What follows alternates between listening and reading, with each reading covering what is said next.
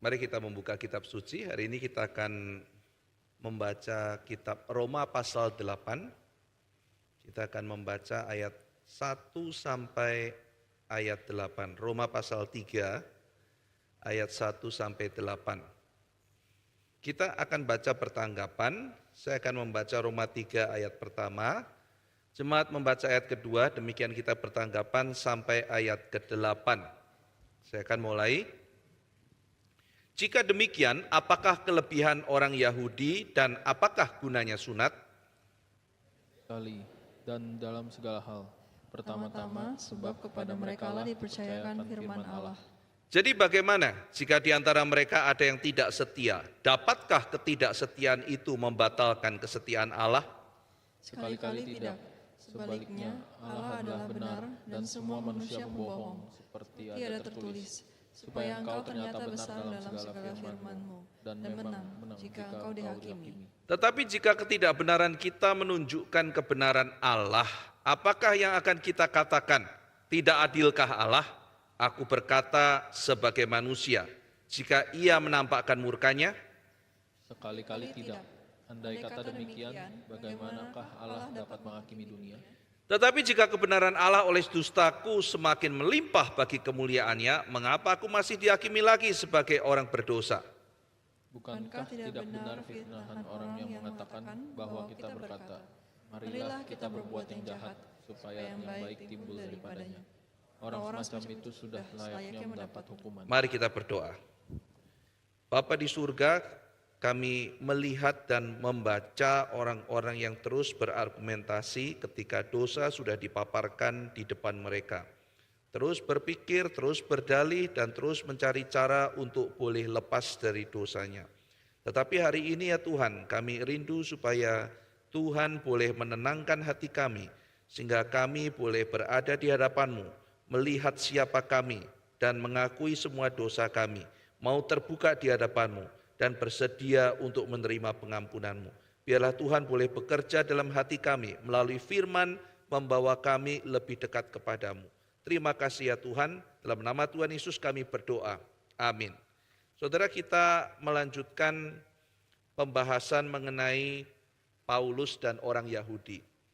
Paulus sudah mengatakan bahwa semua orang berdosa, semua orang perlu Injil, lalu kemudian dikatakan, loh gimana kami perlu Injil, kami kan orang Yahudi. Kami sudah ada Taurat, lalu Paulus mengatakan yang namanya Taurat itu kalau kamu tidak lakukan kamu juga akan dihukum. Sunat itu bukan masalah lahiriah, sunat yang paling penting adalah sunat hati.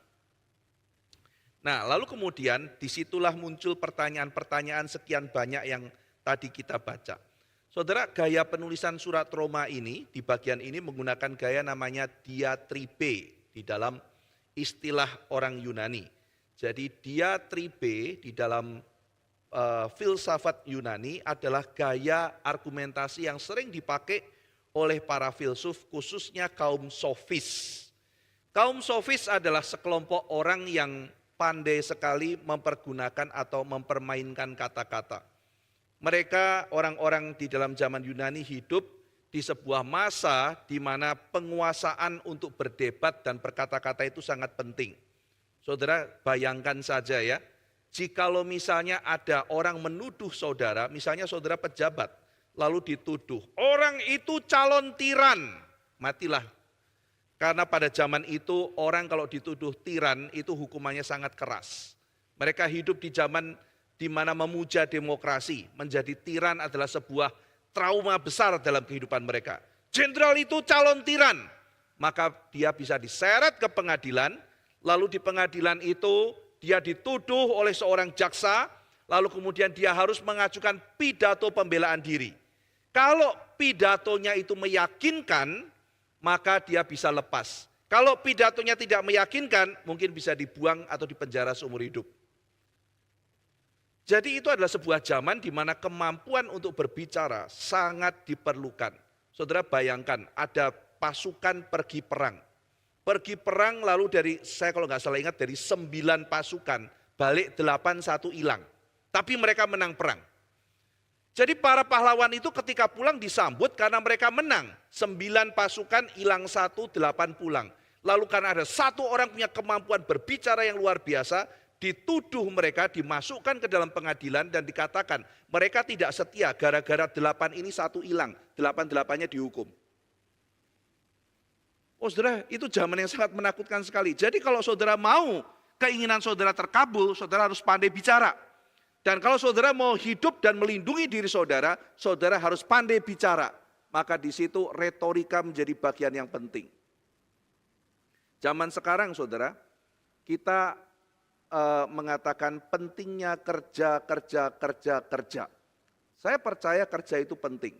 Tetapi jangan lupa, kita hidup di negara Indonesia, sebuah negara di mana mau berdemokrasi.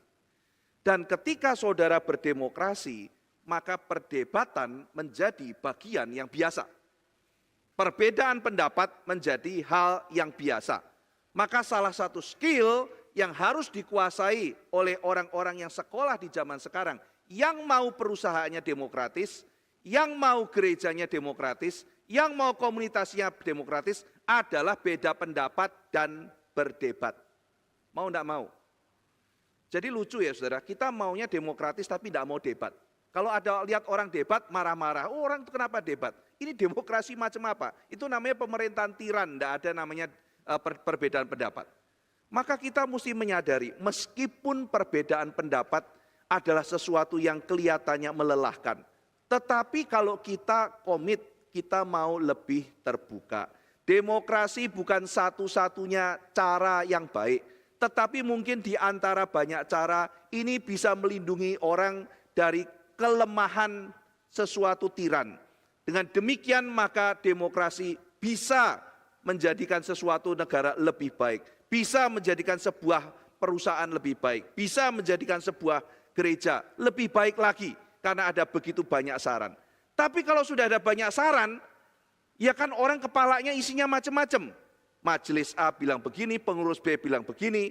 Nah itu namanya saudara harus berdiskusi dan kalau perlu berdebat.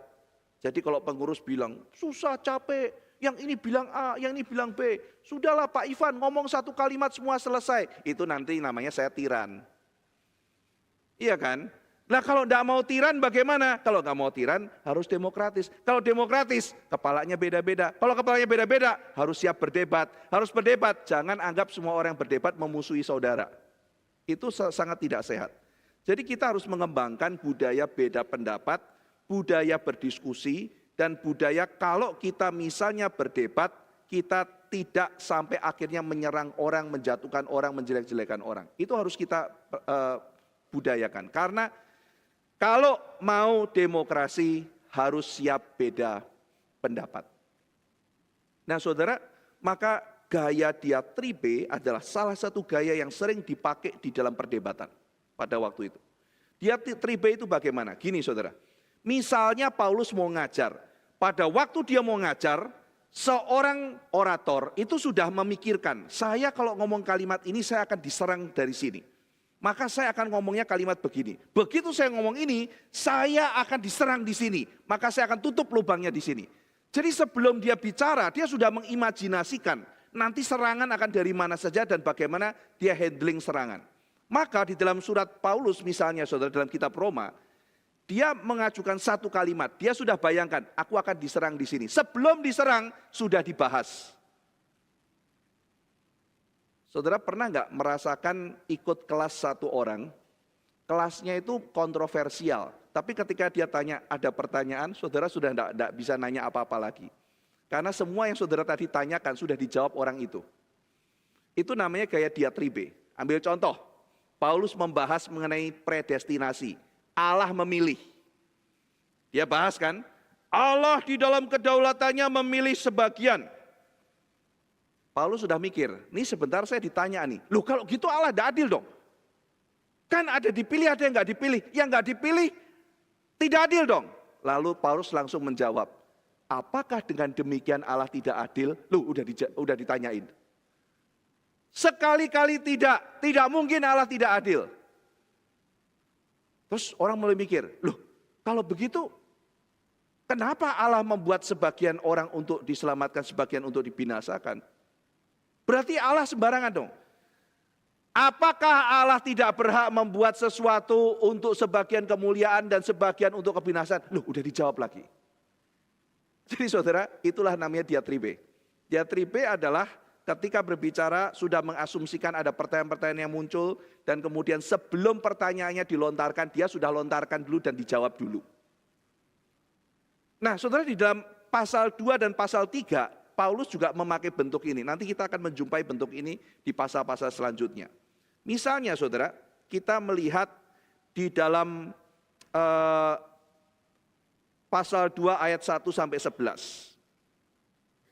Di dalam pasal 2 ayat 1 sampai 11, di situ Paulus menyatakan ya, kira-kira keberatan musuhnya akan seperti apa di ayat 3 dan 4. You think that you are exempt from the judgment of God. Ya, mereka semua akan dihukum, kita kan nggak perlu. Oh, kamu mikir begitu kan? Kamu berpikir bahwa mereka akan dihukum, kamu enggak, akan direspon oleh Paulus. Bagian kedua, pasal 2 ayat 17 sampai 24. You boast about your covenant relationship with God as making you superior to Gentiles. Ya, mereka akan dihukum, tapi kan saya ada perjanjian sama Tuhan, maka saya ini superior dibandingkan dengan orang-orang yang tidak mengenal Tuhan. Paulus sudah memikirkan hal itu, lalu Paulus kemudian mengantisipasinya.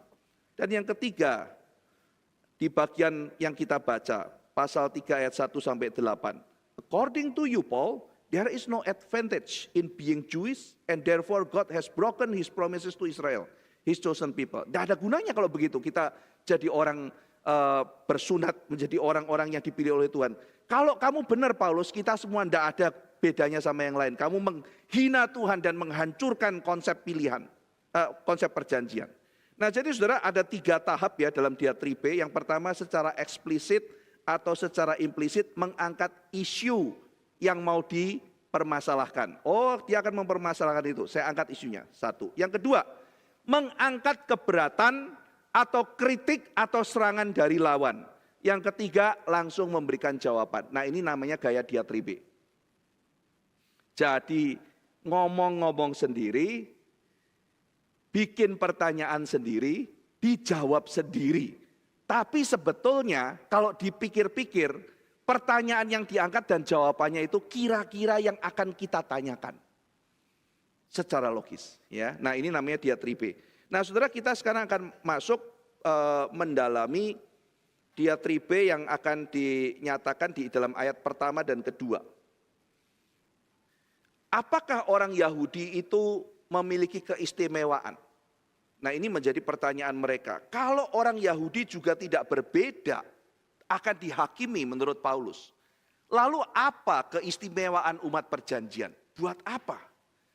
Kalau sebagai orang Yahudi mereka tidak luput dari murka Allah, artinya Paulus menganggap bahwa menjadi Yahudi bukan sesuatu keistimewaan.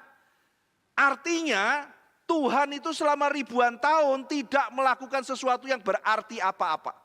Ini serius saudara, pertanyaan ini. Lah, kalau orang Yahudi yang kepadanya Tuhan memberikan segala sesuatu, mengikat perjanjian, melepaskan mereka, dan toh mereka binasa, jadi Tuhan gagal dong. Dan sebetulnya perjanjian tidak ada artinya dong. Saudara sekalian, kalau semua keistimewaan itu tidak ada gunanya, apa arti perjanjian, apa arti covenant? Maka mereka menuduh Paulus, engkau merendahkan nilai covenant, engkau menghina, seolah-olah tidak ada artinya. Kamu menghina sakramen, kamu menghina sunat. Bilang sunat itu yang penting sunat hati dan sebagainya. Saya sudah bersunat, dibilang kamu sunat pun kalau kamu nggak selamat, tidak ada gunanya. Loh, kalau begitu buat apa Tuhan memperkenalkan sunat kepada kami? Buat apa kami masuk sebagai umat perjanjian? Tidak ada gunanya kalau kami binasa. Saudara sekalian, sebetulnya pertanyaan-pertanyaan itu mirip dengan pertanyaan di zaman sekarang ribuan tahun kemudian. Bukankah kita juga bertanya, apa gunanya saya menjadi umat perjanjian? Apa gunanya dari kecil sudah dibaptis? Apa gunanya masuk ke dalam gereja? Apakah kita ini istimewa? Kalau dari kecil sudah dibaptis, besar di sekolah minggu, sekolah di sekolah Kristen, dengar firman tiap minggu, setiap hari dengar firman di keluarga Kristen, dan binasa, maka apa artinya itu semua? Bukankah Tuhan gagal? Bukankah perjanjian kalau begitu tidak ada maknanya? Saudara, kalau saudara pernah mempertanyakan seperti itu, maka itu adalah pertanyaan orang Yahudi di pasal 3. Apa istimewanya? Apakah masih ada keistimewaannya? Apa istimewanya sunat? Apa istimewanya baptisan? Apa istimewanya masuk gereja menjadi anggota komunitas? Saudara sekalian, ada orang yang dari kecil dibaptis, menerima sakramen, masuk umat perjanjian, dibesarkan dengan firman, besar dalam keluarga Kristen. Ketika dewasa tumbuh menjadi pendosa, menjadi melawan Tuhan, akhirnya berakhir dengan memusuhi Tuhan. Terus orang lihat, gagal dong Tuhan. Apakah Tuhan tidak setia? Ini pertanyaan mereka nanti selanjutnya. Apakah perjanjian itu tidak ada gunanya? Saudara, ternyata cara berpikir ini bukan hanya di zaman Paulus. Banyak anak-anak Tuhan di zaman sekarang berpikir hal yang sama. Misalnya saudara, di dalam konseling katekisasi, saya beberapa kali ketemu orang, lalu kemudian saya tanya ya, kamu gimana kisah pertobatanmu? Kamu backgroundnya seperti apa? Saya sangat terkejut saudara. Mereka mengatakan, Pak Ivan, saya ini orang Kristen biasa-biasa saja. Bahkan saya tanyakan, apa maksudmu menjadi orang-orang Kristen yang biasa-biasa saja? Saya baptis dari kecil, besar di gereja. Mama papa saya sudah Kristen. Saya orang Kristen biasa-biasa saja. Lalu saya nanya, kalau yang luar biasa yang kayak apa? Saudara, ini bukan cuma 1-2 orang loh yang saya tanya begini loh. Yang mengatakan dirinya adalah, entah kenapa ya kok ditanya sama saya minder. Saya orang Kristen biasa-biasa aja. Saya nanya, yang luar biasa yang kayak apa? Oh, yang luar biasa adalah yang kayak Paulus. Bukan dari Kristen, bukan dari apa, kena apa, lihat penglihatan atau apa, atau kena penderitaan, dengar datang KKR Patong, lalu bertobat, masuk ke sini terus pelayanan. Oh, itu yang luar biasa. Kalau yang kayak begini itu yang biasa-biasa saja. Saudara, ini menakutkan loh. Ini cara berpikirnya orang Yahudi di pasal 3 kitab Roma. Nah, kalau saudara juga berpikir seperti itu, saya minta hari ini berhenti. Saya akan paparkan apa nanti argumentasi Paulus. Saudara sekalian, saya sangat terkejut karena mereka merasa itu biasa. Padahal mereka sedang menceritakan sebuah anugerah yang luar biasa. Tuhan memberikan anugerah yang luar biasa, tetapi buat mereka itu biasa saja.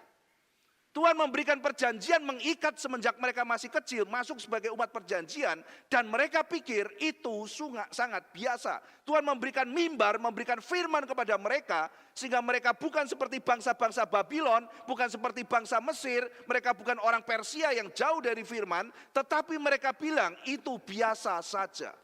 Ini sesuatu hal yang menakutkan dan ini berdosa. Karena menganggap semua pemberian Tuhan yang begitu baik menjadi sesuatu yang sangat biasa. Saudara, saya berikan sebuah cerita. Andai kan saya tanya sama seorang anak, coba ceritakan keluargamu. Saya keluarga biasa-biasa saja, Pak. Tiap pagi saya cuman sekolah macet diantar naik Rolls Royce papa saya. Oke, biasa saja. Macet Pak diantar naik Rolls Royce-nya itu. Sarapanmu? Ya sarapan pada umumnya lah Pak. Sandwich dengan daging ham Iberia dan dengan keju Mose Swedia. By the way itu jutaan ya saudara, 16 juta atau berapa gitu ya. Dan juga dengan sedikit kaviar almas dari Iran. Itu sedikit kalengnya aja emas termasuk itu semua makanan-makanan termahal di dunia ya saudara. Itu kalengnya aja dari emas, saudara bisa pikir harganya berapa gitu ya. Itu sarapan, ya kopinya mungkin luwak lah ya, luwak asli, gak tahu dari luwak sebelah mana. Kalau enggak ya mama kadang-kadang kasih saya Jamaican Blue Mountain gitu, dari Brazil. Biasa aja sih, gak ada yang spesial. Siang ya paling sapi Kobe lah, medium well gitu. Sama kadang-kadang sup Italian White Alba Truffle yang diendus sama anjing dari ketinggian berapa begitu ya, terus bikin Ya travel murah-murah lah. Sekilo paling 16 juta gitu kan. Jamur murah gitu, murahan. Terus ya ngemilnya paling melon lah, Yubari King melon. Yang agak langka sih katanya gitu. Itulah aku, keluarga biasa-biasa saja. Makanan biasa-biasa saja, diantar pakai hal biasa-biasa. Ini kan ngeselin ya saudara ya. Pengen getok palanya gitu. Jadi ketika kita bicara, saya orang biasa-biasa saja. Dari kecil sudah Kristen, mendengarkan firman Tuhan, dibesarkan papa mama Kristen. Ya ampun, itu adalah anugerah yang luar biasa. Yang luar biasa adalah kalau yang nggak kenal Tuhan, terus tiba-tiba datang kenal Tuhan. Saudara ini apa nggak kebalik gitu? Orang ini dapat privilege luar biasa. Yang ini dapatnya nanti ketika dia sudah dewasa. Harusnya dia bersyukur di sini. Tapi dia tidak menganggap itu sebagai sebuah privilege. Dia nggak anggap papa mamanya itu memberikan sesuatu keistimewaan. Dia nggak anggap dari kecil dia dengar firman Tuhan itu sebagai keistimewaan. Nah sesuatu yang begitu besar yang Tuhan berikan. Yang kita tidak anggap, bukankah itu menyia-nyiakan berkat Tuhan? Nah jadi saudara, Paulus mengatakan apakah itu adalah sesuatu yang istimewa? Ya, kamu bangsa istimewa. Paulus mengatakan demikian. Kenapa? Karena kamu dipercayakan, ayat yang kedua. Kepada kamu dipercayakan, kata yang tepat adalah oracle from God. Oracle of God. Jadi nubuatan-nubuatan Tuhan, firman perkataan Tuhan dititipkan kepadamu. Apa kamu itu bukan bangsa yang privilege? Lah kalau perkataan Tuhan dititipkan kepadamu, lalu kamu tidak melakukannya, yang problem kamu. Justru menunjukkan kamu dapat privilege begitu besar, tapi kamu main-main hidupnya. Jadi saudara-saudara sekalian, jangan pernah kita bilang, aku orang Kristen biasa. Aku mendapatkan sesuatu yang biasa. Yang kita terima dari Tuhan luar biasa. Masalahnya saudara, masalahnya adalah kita diberikan resource begitu banyak, tapi kita tidak mau pakai. Bayangkan saudara, kalau orang lahir di tanah Israel, setiap pagi mereka dengar ada orang doa, Shema Israel, Yahweh Had, Yahweh Elohenu, Yahweh Ehad. Tiap pagi dengar itu, dengarlah hai Israel, dengarlah Tuhan itu Allah kita, Tuhan itu Esa. Tiap pagi dengar kayak begitu, jadi dia lebih dekat kepada Tuhan dibanding orang yang hidup di Persia, yang nyembah Ahura Mazda, yang tidak pernah dengar firman. Saudara, jadi ini adalah sebuah keistimewaan di mana orang bisa lihat, tuh loh, ada orang hidup kudus, tuh loh, ada orang ikut Tuhan. Caranya mau hidup Tuhan, mempunyai makna hidup, ikuti teladan dia. Wah, saudara sekalian, itu adalah sesuatu yang sangat luar biasa. Maka kalau kita dari kecil sudah ada di dalam lingkungan perjanjian, itu adalah anugerah yang besar. Mengenai kita anggap itu penting atau tidak penting, mengenai kita anggap itu berharga atau tidak berharga, mengenai itu kita manfaatkan atau kita sia-siakan, tidak membuat Tuhan menjadi tidak memberikan anugerah pada kita. Itu anugerah, tetap anugerah. Dipakai atau disia-siakan, itu adalah pemberian dari Tuhan dengan cinta kasih yang besar. Maka jangan disia-siakan saudara, dosa. Dosa. Maka jangan kita buang dosa saudara.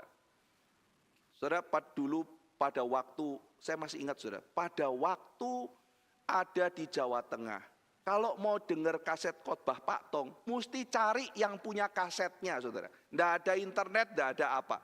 Mesti cari yang punya kasetnya. Dan di toko kaset tidak ada yang jual pada waktu itu. Lu punya kaset khotbah Pak Tong enggak? Lu punya, nanya, ada yang punya, pinjem. Terus kemudian akhirnya dijual, ada dari Momentum atau LRI keluarkan begitu ya. Lalu kemudian diedarkan, sering habis. Terus kemudian pinjem-pinjeman, tanya kamu punya seri ini enggak, punya seri itu. Pakai kaset pita terus, dengerin khotbahnya Pak Tong. Lalu saya masih ingat pada waktu itu, zaman buku masih sangat sedikit. Lalu kemudian pergi ke toko buku Momentum, bukunya banyak, uangnya sedikit, maka bagaimana caranya? Dulu tidak ada internet, tidak ada apa. Bawa buku catatan, datang streets, datang agak pagian, buka buku dicatat. Sampai streets buka perpustakaan, lumayan bisa pinjam buku. Tapi kalau enggak, banyak buku yang enggak ada di perpus, baca buku dicatat. Karena mau belajar, saudara. Karena mau belajar. Sekarang kita lihat ada berapa ribu buku disediakan di perpustakaan gereja. Apakah ada yang baca? Saudara-saudara sekalian, orang mengenai mau baca atau tidak mau baca, itu urusan mereka. Tetapi bukan berarti Tuhan tidak menyediakan itu. Karena suatu hari ketika kita nanya, Tuhan aku udah tahu. Tuhan mengatakan aku sudah sediakan semuanya. Semuanya aku sudah buka, kamu mau belajar apapun, mau pergi kemanapun, menggumulkan apapun. Semuanya ada. Semuanya ada. Setelah akses begitu terbuka, dulu ya mau cari komentari Calvin, bisa ditawari. Pak Ivan mau nggak komentari Calvin? Harganya kita obral 6 juta. Waduh saya pikir 6 juta zaman itu. Pikir uang 6 juta tapi ini komentari Calvin lengkap satu set. Aduh gimana caranya ya? Saya mau punya, uang nggak ada. Sekarang saudara, free saudara lihat di internet. Itu pun berapa banyak yang baca. Maka saya komit Tuhan, dulu saya setengah mati mau beli tidak bisa. Sekarang free, institusio, tinggal ketik mau chapter mana muncul. Jangankan institusio, saudara sebut satu teks misalnya Phaedo, chapter berapa, titik berapa, saudara ketik keluar semua. Di dalam literatur klasik, Anda bisa baca teks apapun. Kemarin saya membahas Alkibiades, tinggal ketik Alkibiades 2, keluar semuanya. Saya mau baca Phaedo, tinggal ketik Phaedo, keluar semua, bisa baca apapun. Kita hidup di zaman seperti itu, saudara. Di zaman di mana kita bisa memanfaatkan semua yang ada. Nah, saudara ketika kita masuk dalam gereja, oh Tuhan sediakan semuanya. Zaman dulu saya lihat ada huruf P, lalu X, zero saudara. Saya tanya sama mama saya, Ma di gereja tiap minggu kita lihat ada P sama X itu apa sih Ma? Itu mungkin simbol oikumene kali ya nak. Gitu. Bukan itu ya, bukan. Terus tanya sama pendeta, saya tanya sama pendeta, Pak itu ya ada huruf P sama X, itu apa? Mungkin itu logo gereja kali. Gitu. Bukannya logo gereja kita gini Pak, kayaknya mungkin ada logo yang lain gereja kita. Oh iya. Tidak ada sumber, kita gak bisa cari kemana gitu saudara. Nah saudara, jadi Tuhan memberikan keistimewaan. Maka saudara, mari kita renungkan, Tuhan terima kasih ya, aku dari kecil sudah kenal Tuhan. Mungkin kisah kita tidak heboh, ya itu mungkin. Tapi coba kita pikirkan, berapa banyak Tuhan sayang sama kita dan menjagai kita. Kita dikelilingi orang kudus, mendengar kebenaran, besar dengan teladan, dekat dengan Injil, itu semua anugerah. Cara berpikir bahwa semuanya itu biasa saja dan bahkan bukan anugerah, bukan hanya bersalah, tetapi berpotensi menghilangkan rasa syukur kepada Tuhan. Sehingga anugerah yang harusnya disambut dengan rasa syukur, tapi malah disambut dengan kecurigaan. Lucu kan? Tuhan sih, kenapa sih aku gak anaknya orang yang gak benar itu? Supaya ada konflik kenal engkau. Kenapa sih kok aku jadi anaknya mami papiku yang baik-baik saja? Lu kan bingung kan saudara? Kenapa sih Tuhan mamaku baik-baik saja? Bikin kasus kayak biar heboh gitu mami papi gitu. Supaya hidupku luar biasa. Ya kan gak gitu kan saudara. Puji Tuhan mamiku baik-baik saja. Puji Tuhan papiku baik-baik saja. Kok papa mamaku kenal Tuhan sih? Gak seru ah. Loh kok begitu gitu ya. Harusnya mereka gimana terus aku struggling kenal Tuhan. Kok mereka mampu sih? Harusnya miskin dong. Biar rame gitu hidup gitu. Saudara gak begitu. Kita melihat ada anugerah pemeliharaan Tuhan pada orang-orang yang di luar mungkin perjanjian. Tapi itu tidak menjadikan anugerah itu sia-sia. Ya, jadi bersyukur ya saudara ya. Jadi kalau saudara sudah diberikan anugerah dan sebagainya, mari kita bersyukur kepada Tuhan. Kita punya keistimewaan di atas keistimewaan. Orang Mesir tidak punya zaman itu. Orang Yahudi punya. Orang Babylon tidak punya. Orang Persia tidak punya. Orang Yunani tidak punya. Mereka diberikan perkataan firman Tuhan. Demikian kata Paulus. Saudara, kalau di ayat 2 kita lihat Paulus bicara kalimat apa keunggulannya. Jika demikian ayat 1, apakah kelebihan orang Yahudi dan apakah gunanya sunat? Banyak sekali, banyak saudara.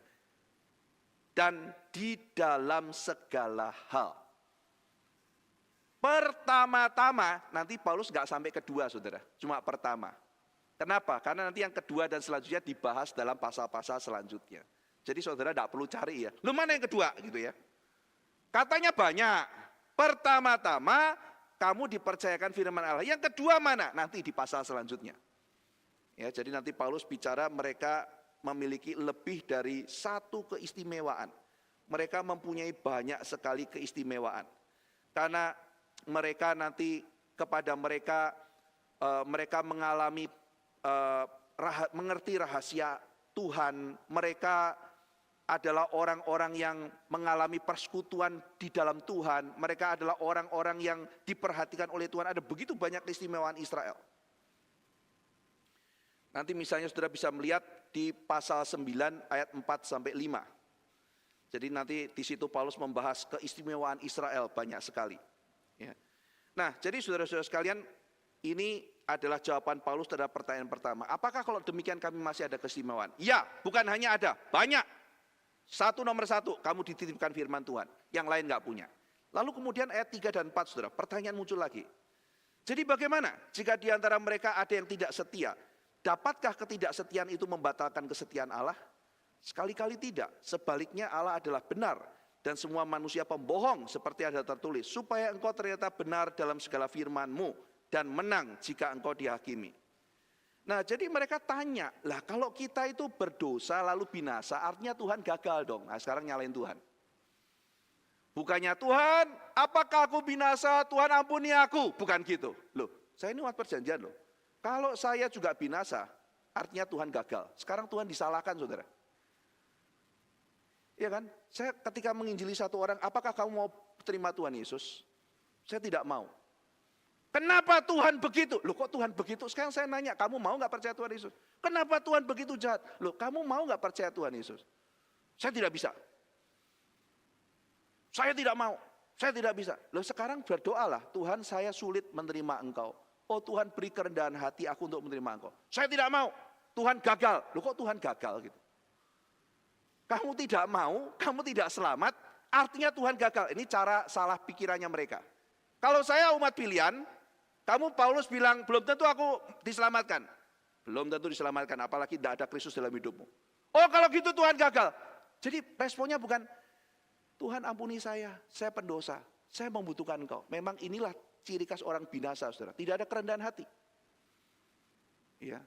Jadi dia mengatakan Tuhan yang salah, saya kayak begini, Tuhan yang salah. Bukannya Tuhan ampuni saya. Saya mau tanya gimana caranya Tuhan. Tuhan tolong tundukkan hati saya. Dia tidak mengatakan kalimat itu. Tapi dia mengatakan, mana Tuhan? Kenapa Tuhan begini? Karena memang ini adalah ciri mereka yang menolak dan ada di luar Tuhan. Jadi apakah Tuhan tidak setia? Paulus ditanya, kalau kita binasa sebagai umat perjanjian, apakah Tuhan tidak setia pada janjinya? Dengan keras Paulus menjawab, tidak, Tuhan tetap setia. Lalu yang mengatakan bahwa Allah adalah benar dan semua manusia adalah pembohong. Calvin mengatakan ini adalah aksioma dasar Christian philosophy. Allah benar, kita semua yang pembohong. Jadi kalau kita mengatakan Tuhan kau bohong, kita pasti yang salah karena kita pembohong. Kamu berani mengatakan kalimat yang kurang ajar. Saudara, itu kalimat sangat kurang ajar loh ya. Sudah diri kita berdosa, sudah harusnya dihukum, harusnya berseru, oh Tuhan belas kasihnya akan saya. Tapi berani mengatakan kalau begitu Allah tidak adil. Wah itu kalimat yang sangat kurang ajar. Kalimat yang sangat kurang ajar kepada Allah yang maha tinggi. Maka di sini Paulus dengan keras sekali mengatakan, sekali-kali tidak demikian. Allah pasti benar, kita semua manusia pembohong. Paulus membalik, menunjukkan siapa kita. Berani kita mengatakan kalimat itu kepada Allah. Saudara sekalian, itu sebabnya kita mengenang di hari Natal ini, Yesus datang untuk mencari dan menyelamatkan orang yang berdosa. Saudara-saudara, ingat ya perumpamaan mengenai 100 domba, 10 uang mina, dan 2 anak yang hilang. Makin lama makin sedikit kan? Saudara curiga enggak dengan yang 100 domba? Yang 99 ditinggal cari yang 1. Iya kan? Saudara mulai pikir, gitu ya Tuhan ya, aku kan yang 99 itu, ditinggal cari yang 1. Iya. Terus saudara juga gitu, kamu sudah 99, saya mau tinggalkan ada 1 yang hilang. Ya, saudara pernah nggak ada orang berpikir kayak begitu? Tuh, kamu urusin terus yang 99, nih satu hilang, cari ini satu, gitu kan ya. Tapi tunggu dulu, dari 10, yang satu hilang, 9 ada di meja, yang dicari yang hilang satu. Perumpamaannya makin jelas ketika sudah bicara mengenai yang hilang 2. Yang satu nggak hilang, yang dicari hilang. Ya kan? Yang hilang kembali. Ternyata kenapa yang 99 itu nggak dicari? Karena itu seperti anak sulung, kelihatannya nggak hilang, tapi mereka itu sebetulnya yang hilang. Karena nggak ngerasa salah, makanya ditinggal, saudara. Saudara nangkep ya? Anak yang sulung itu kan hilang, karena sebetulnya dia kan kelihatan nggak hilang, tapi hilang. Maka Tuhan Yesus berkenan kepada mereka yang hancur hati, yang bertobat, yang mengakui bahwa dirinya bersalah dan butuh Tuhan. Maka Yesus mengatakan anak yang sulung itu hilang di dalam rumah. Jadi itu poinnya, saudara. Orang yang menghancur hati dan mengatakan, Tuhan aku membutuhkan engkau. Ketika Tuhan menghukum, dia itu tidak sedang menyatakan ketidaksetiaannya dia. Bukan sedang menyatakan kegagalannya, menyatakan kemuliaan. Loh maksudmu apa Paulus? Gini loh, kalau kamu sudah diberikan perjanjian, lalu kamu dihukum, bukan Allah gagal, Allah mulia. Di mana mulianya? Allah mulia karena dia menyelamatkan mereka yang percaya. Allah mulia karena Allah menghukum mereka yang sudah sepatutnya dihukum. Jadi waktu Allah menghukum orang jahat, Allah mulia. Jadi saudara kalau dalam sebuah negara ya, negara tidak berdaulat, saya mau melawan. Oh negara tetap berdaulat dan akan menunjukkan kedaulatannya. Dengan cara apa? Tangkap kamu masukkan penjara. Dengan tangkap dia masukkan penjara, negara ada kemuliaan. Jadi kamu taat pada hukum, negara menunjukkan pemeliharaan dan kemuliaan. Pada waktu kamu melawan hukum, negara menunjukkan kemuliaan juga. Jadi Paulus mengatakan Allah pada waktu menyatakan penghakiman menunjukkan kemuliaannya, bukan kegagalan. Maka dia kutip Mazmur 51. Perhatikan ayat keempat saudara. Supaya engkau ternyata benar dalam segala firman-Mu dan menang jika engkau dihakimi. Paulus sedang mengkutip Mazmur 51. Doa Daud ketika dihakimi. Jadi Daud kan gagal saudara ya. Dia berdosa. Terus dia dihakimi oleh Tuhan. Tapi bagaimana sikap Daud? Beda sama orang Yahudi di sini. Maka Paulus mengatakan, orang Yahudi, pernah ada loh orang Yahudi juga dapat keistimewaan banyak, tapi dia berdosa. Tapi dia nggak ngomong kalimat kayak kamu. Kalau memang Tuhan itu baik, Tuhan itu nggak gagal, selamatkan kita dong. Kita dibilang tidak bertobat, dibilang tidak selamat. Berarti Allah gagal. Ada dulu orang Yahudi namanya Daud. Dia berseru pada Tuhan, Tuhan, aku ini berdosa. Kalau memang engkau menghukum aku, engkau tidak bersalah dalam penghakimanmu. Nah ini ciri orang bertobat saudara. Jadi kalau dibilang, kalau misalnya saya sudah di gereja, sudah dibaptis, sudah apa, saya binasa. Berarti Allah gagal. Tidak gagal. Ya sekarang Tuhan akan menyatakan kemuliaannya dengan menghakimi engkau kalau engkau tidak bertobat. Kalau engkau mau masih ada kesempatan datang pada Tuhan, minta ampun pada Tuhan supaya Tuhan mengampuni kamu.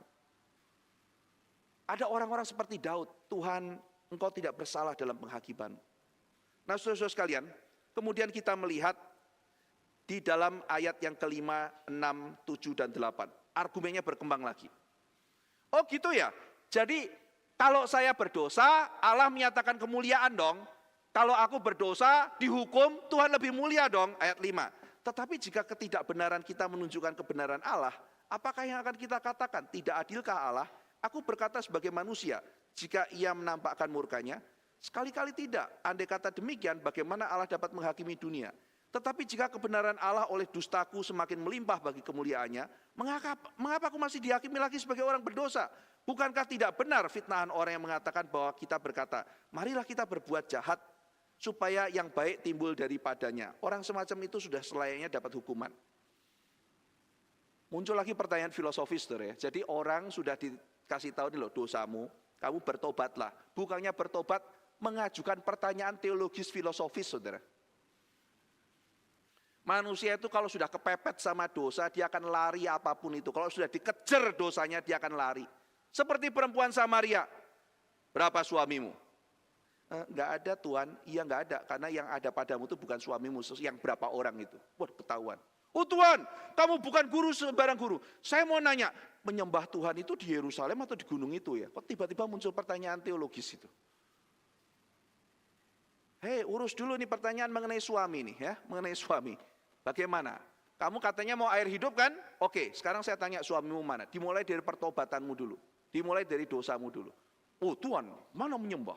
Nenek moyang kami mengajari di Gunung Gerizim. Ada orang bilang Gunung Yerusalem, mana yang benar? Wah, tiba-tiba jadi teolog dia gitu ya.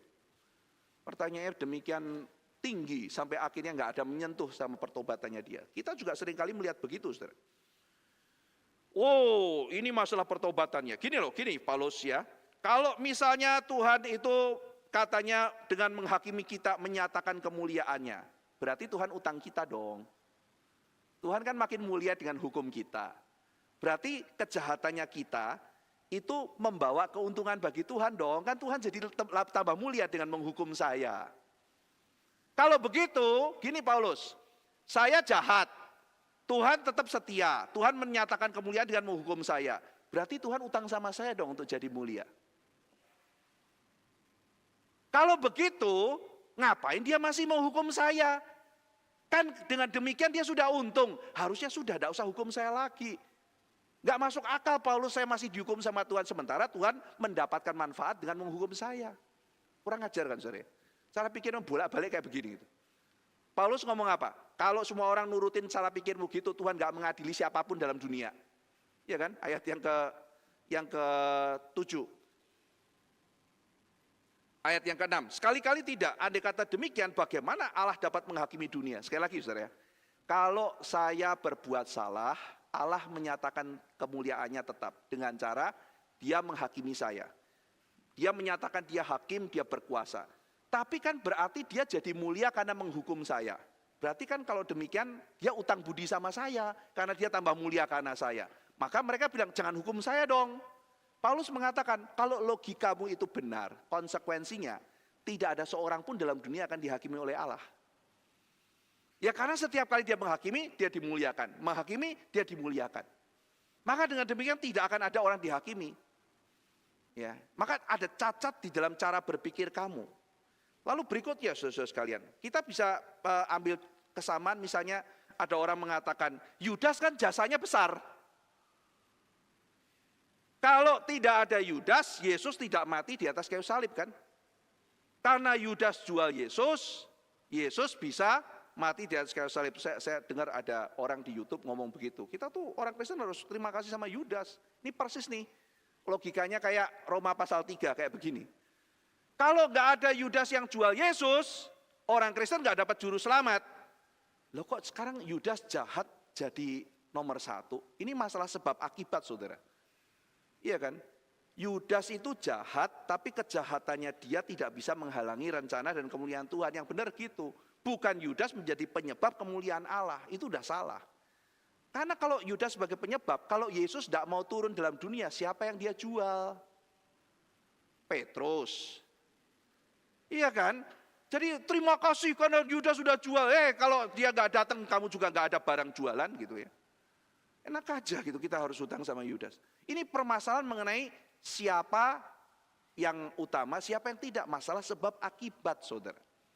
Nah, jadi mari kita lihat Tuhan itu sudah mulia bahkan sebelum mencipta kita. Lalu dibilang kalau saya berbuat dosa dia lebih mulia. Itu berarti kemuliaan Allah bergantung sama dosamu. Ini sudah cacat secara teologis. Yang benar adalah Allah itu sudah mulia, bahkan ketika engkau berdosa sama sekali tidak mengurangi kemuliaannya. Jadi dosa kita bukan penyebab kemuliaan Tuhan. Tidak bisa dimasukkan cara berpikirnya pasal 3. Makanya Paulus mengatakan absurd luar biasa, udah ngaco lu gitu ya. Dia kesal sekali di dalam ayat 8 terlihat Paulus sangat kesal terhadap cara berpikir demikian. Itu nanti saya tidak bahas lebih lanjut karena akan dibahas di pasal 6. Makin banyak dosa, makin banyak anugerah. Nanti mulai muncul gitu. Ya, itu saudara masih ingat saya bahas orang namanya Rasputin ya. Rasputin itu penasehatnya Nicholas kedua, Tsar Rusia. Jadi dia kan punya anak 4 ya, punya anak 4 perempuan semua. Dia pengen banget punya anak laki. Terus kemudian dapat anak laki namanya Alexei Romanov. Alexei ini sakit-sakitan. Jadi dia butuh seorang yang bisa menyembuhkan. Didatengin seorang pendeta aneh namanya Rasputin. Lalu kemudian Rasputin kemungkinan hipnotis anak ini. Alexei membaik setelah dirawat Rasputin, katanya dapat mujizat. Saya curiga dia ahli hipnotis. Lalu kemudian setelah itu, saudara sekalian, Rasputin ini punya ajaran aneh. Dia mengatakan bahwa semakin banyak, kalau mau masuk kerajaan Allah, kita harus bertobat. Jadi harus bertobat dari dosa, baru masuk kerajaan Allah. Nah, maka sebelum kita bertobat, kita harus bikin dosa dulu. Jadi dia bikin dosa supaya bisa bertobat, supaya bisa masuk kerajaan Allah. Maka makin banyak dosa, makin banyak pengampunan. Ngaco, saudara. Jadi kerjanya bikin dosa terus supaya diampuni oleh Tuhan. Makin banyak dosa, makin banyak pengampunan. Ini kacau dalam sebab akibat. Ya, gini. Kalau misalnya saya sakit perut, minum obat, sembuh. Maka untuk sembuh, saya harus sakit perut dulu. Maka makin banyak saya sakit perut, makin banyak saya sembuh. Itu logika kacau, saudara. Karena tanpa sakit perut kita bisa sembuh, kita bisa sehat. Saudara sekalian, ingin sehat? Ingin, sakit dulu. Kalau kamu nggak sakit, kamu nggak sehat. Tapi nggak usah sakit pun, gua bisa sehat loh. Ayo sakit dulu. Kita jemur-jemuran, kita hujan-hujanan supaya masuk angin. Udah masuk angin terus sembuh. Luar biasa kita sembuh gitu. Nggak usah masuk angin juga kita sehat-sehat saja karena sehat tidak bergantung kepada sakit. Tapi meskipun sakit tidak bisa menghalangi kita untuk menyelesaikan tugas kita. Kan begitu. Jadi dosa itu sebuah hal yang tidak dikehendaki yang muncul dan tidak bisa menghalangi kemuliaan Allah. Tidak bisa dijadikan dosa sebagai penyebab kemuliaan Allah. Nah, ini problem pemikiran orang Roma di situ. Dosa dianggap sebagai penyebab kemuliaan Allah. Maka error logikanya di sini. Pasal 3 ayat 1 sampai 8. Dan berikutnya, kalau kita menganalisis, Pak, ini sebetulnya cara berpikir dengan banyaknya dosa, banyak anugerah. Selain dari error mengenai sumber dan akibat, error di dalam hal apa lagi? Errornya adalah mereka punya pikiran, saudara, bahwa hasil menentukan proses. Itu cara berpikirnya. Hasilnya kan kemuliaan Tuhan, prosesnya berdosa, enggak apa-apa. Yang penting hasilnya kemuliaan Tuhan. Maka yuk kita bikin banyak proses berdosa. Kan endingnya juga kemuliaan Allah. Cara berpikir yang kacau. Ya. Nah, jadi saudara-saudara sekalian, maka Paulus mengajak akhirnya kita untuk berbalik kembali. Kemuliaan Tuhan menjadi sesuatu yang paling utama. Oh, salah loh kalau kamu pikir harus dosa dulu. Baru lalu kemudian kemuliaan Tuhan dinyatakan. Langsung saja kita mulai daripada hidup kudus. Kenapa nggak bisa begitu? Maka sebetulnya yang dibutuhkan oleh orang-orang Yahudi ini adalah satu kerendahan hati mengatakan, Tuhan, aku sudah dengar firman. Aku sudah begitu banyak dapat keistimewaan. Dan itu tidak membuat aku otomatis akan menjadi orang Kristen yang baik. Saya sudah dibaptis, saya sudah ini. Tapi tidak otomatis saya akan menjadi anak Tuhan yang akan Tuhan pakai. Tuhan belas kasihani aku. Itu yang dibutuhkan, saudara. Itu yang diperlukan. Itu langkah yang benar. Oh Tuhan, belas kasihanilah aku. Pakailah aku. Bagaimana caranya ya Tuhan? Supaya aku juga mendapatkan berkat itu. Itu adalah reaksi yang benar sebetulnya. Sebagaimana Tuhan Yesus datang, aku datang bukan untuk mencari orang yang benar. Di situ orang Farisi, bukan buat saya. Karena dia tidak merasa dirinya itu penuh dosa. Maka saudara sekalian, kerendahan hati di hadapan Tuhan untuk mengakui dosa dan kemudian bertobat itu sangat penting dan sangat dibutuhkan. Mari kita berdoa.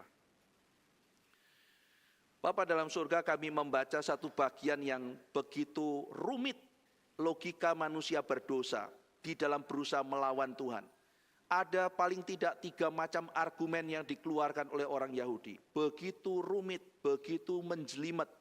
Begitu kelihatan baik, tetapi penuh dengan dosa dan kegagalan berpikir. Tuhan tolong supaya kami berpikir sesuai dengan Engkau berpikir. Dan merasa seperti Tuhan merasa. Tuhan, kami boleh merasakan kemarahan Paulus ketika menulis bagian ini. Ketika melihat ada orang yang berdosa dan kemudian berdalih dalam dosanya. Dan bukannya dengan kerendahan hati datang meminta pengampunan Tuhan. Tuhan, seringkali kami pun tidak berbeda dengan orang-orang Yahudi itu. Kami menulis berbagai macam alasan, melakukan berbagai macam pembelaan di hadapan-Mu. Dan bukannya dengan sederhana datang dan menerima pengampunan Yesus Kristus. Tuhan tolong kami, berikan kami kerendahan hati untuk datang dan menerima kebaikan-Mu. Terima kasih ya Tuhan, kami belajar bersyukur untuk semua anugerah yang keistimewaan yang Tuhan sudah berikan pada kami. Dalam nama Tuhan Yesus kami berdoa. Amin.